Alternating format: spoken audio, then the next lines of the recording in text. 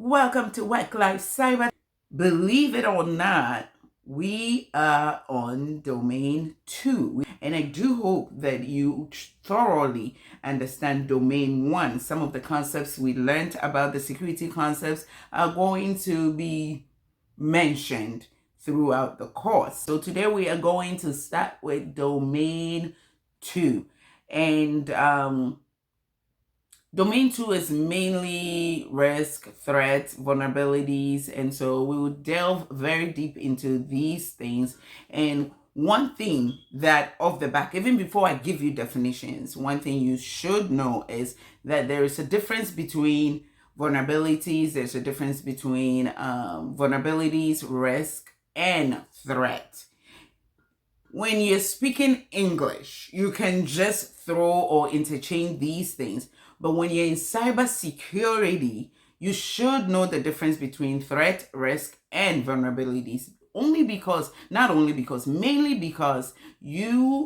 mitigations for these three are very different. They are not the same. They are not treated the same. There's a higher appetite. Some companies have a higher appetite for risk. They don't care so much about some vulnerabilities. Sometimes these things go away when you do updates. We'll delve deep into it. But the main thing that I want to emphasize today is that know that they are not the same. Threat, vulnerabilities, and risk are treated differently in the world of cybersecurity. Mitigation steps are different. And some companies have more appetite for one than the other. And some don't even have a program for all three. Maybe it's just one. I cannot begin to tell you how many times that I have seen threats treated as vulnerabilities and vulnerabilities listed as risk in risk register. It's a mess. And I am not even saying that I haven't done it before, but you catch yourself, you learn as you will see that every day you're learning something new. And you will also see that every day things changes and the way we treat certain things changes. So we are going to learn risk, threats, risk, vulnerabilities, and everything, how it's treated, examples, and everything that goes into these things, so that if you're a cybersecurity analyst or you're a risk assessor, risk analyst, compliance manager, compliance analyst, you will be able to, because you know the thing, and it's the same thing, events versus incidents, you will be able to prioritize, right? So first, what is the motive of threat actors? Before we delve into all these things, what's the motive of threat actors? You may be asking, why do I need to know the motive? Anybody who goes for war can tell you that, or most soldiers can tell you, sometimes thinking like the bad people or the bad actors will help you to actually defeat them or get them or beat them. If a threat actor tries to access my system, it's not all of them that I am going to go haywire and stop every mission and block that takes too much resources, right? So I'm going to list a few ways to kind of ascertain the situation and know what you think, like the threat actors. Try to figure out their motives. All right, so I'm going to walk you through. Motivation is like what prompted, the reason, what prompted them to perpetrate even attacking your system, right? Is it that they know they can, or is it that they're just curious? Let's start with data disruption. A threat actor can get into your system and then just seize access to everything. Your employees or the workers or personnel will not be able to access the servers, folders, files, the network. Everything is blocked. You see, they just want to stop you from working. You cannot provide service. If you're a hospital, you cannot provide services. Literally blackout, right? Not necessarily turning the lights off, but you cannot access anything. They blocked it. And now you will not be able, especially if they want to use it as a blackmail that, hey, your competitors keep going and your patients are going to this other hospital, or your bankers are going to this other bank. Every minute you spend negotiating and not paying me is a minute where your competitors are stealing your clients. And this can be a bad thing, right? They steal something and block your services from your workers from providing services for information. Remember, not all threat actors are hackers. There can be different forms of threat actors. We'll get into it. If they get your information, your maybe put a stop to your website from actually functioning, they disrupt your services, whether it's your website, whether it's your cash machine, whether it's your patient information portal or rehabilitation apps, or if you're a patient, if you're a bank, maybe the cash app or whatever you use to draw the money, if it's an app, they will stop it, and then none of your workers will be able to work, right? And sometimes they will do this for one, blackmail, really basically to blackmail you and say, if you don't give us such and such, then we are going to, it's not always money. They can say, if you don't give us a percentage, which ends up being money of this and that, if you don't let go something, if you don't stop providing these services, anything can happen in these third actors world, then we are not going to release access to your website, your servers, your network, whatever it is they are able to get hold of and stop it. Mainly, sometimes the motive is is service disruption.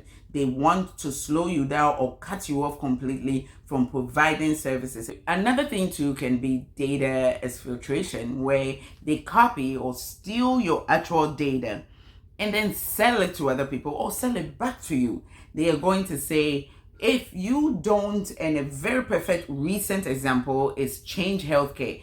They got breed, and the hackers took a lot of their information and said, if you don't pay this amount of money, it was a while ago, I think it was 22 million, then we are going to sell it to the dark web or expose it to the public. So data exfiltration is, I would say, maybe very common, right? Because it takes a lot to hack into any system.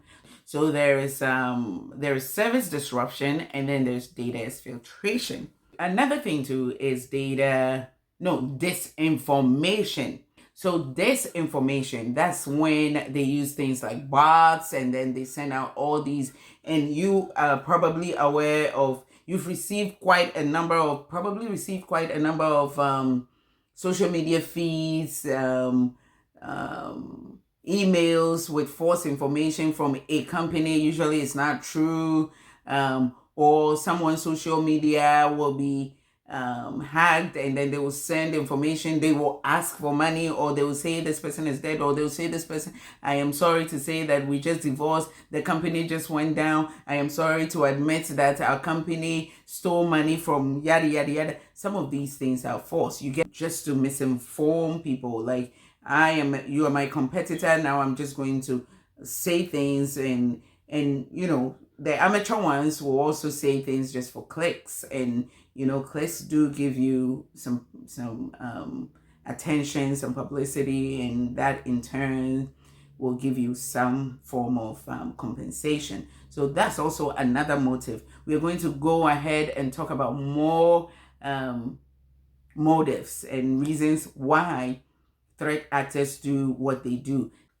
This other motivation can probably be,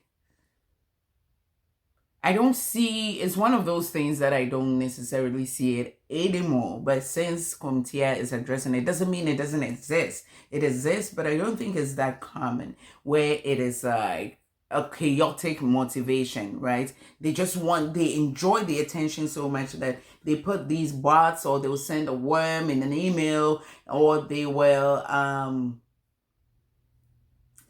create this, actually it still happens, they will create this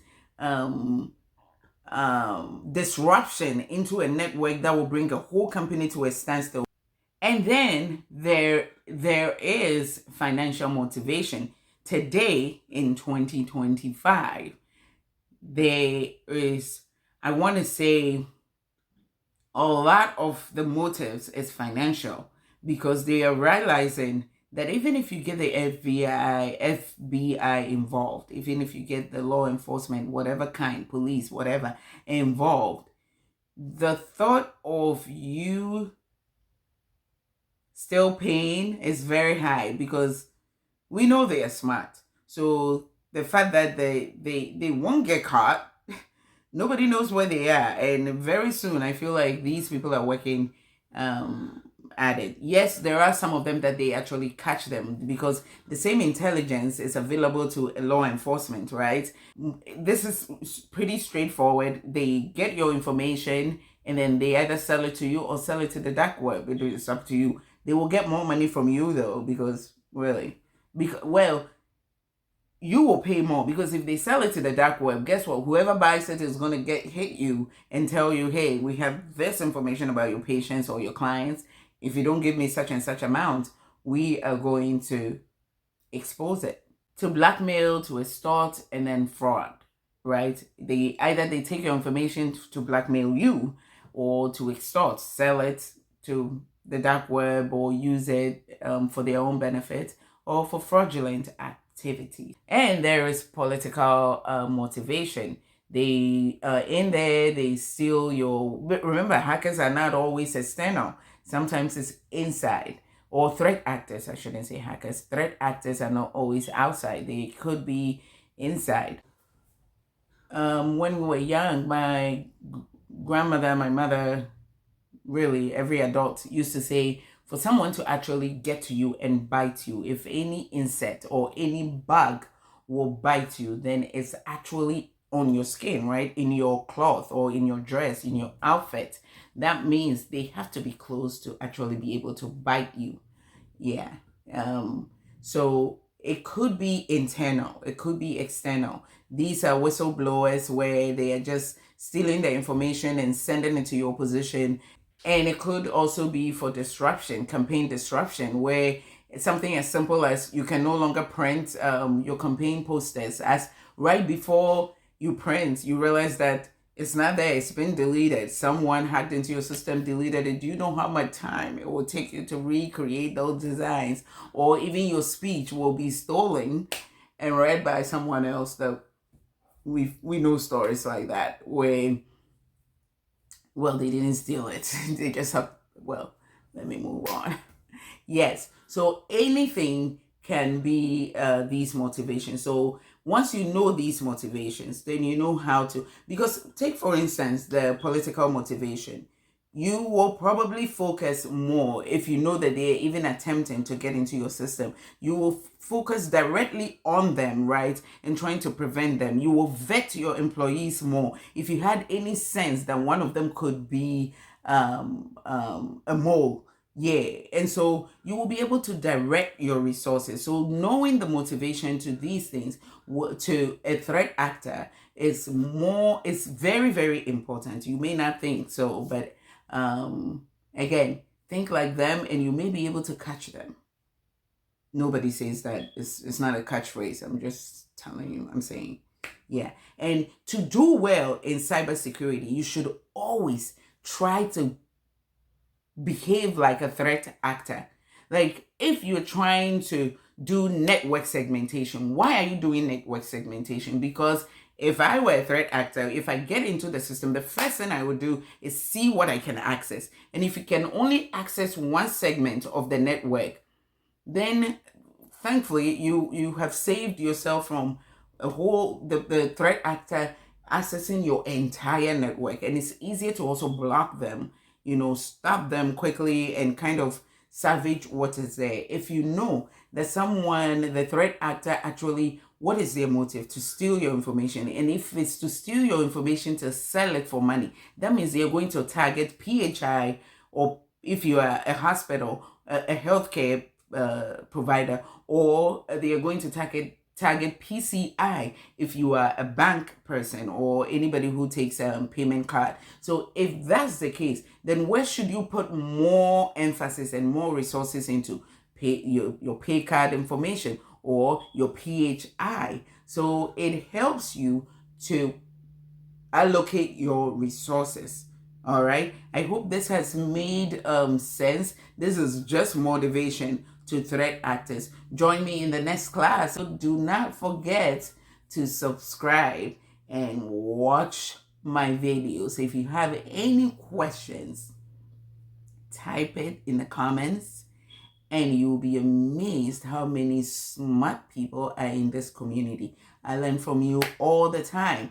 Keep watching, and I'll see you in the next video. Laters.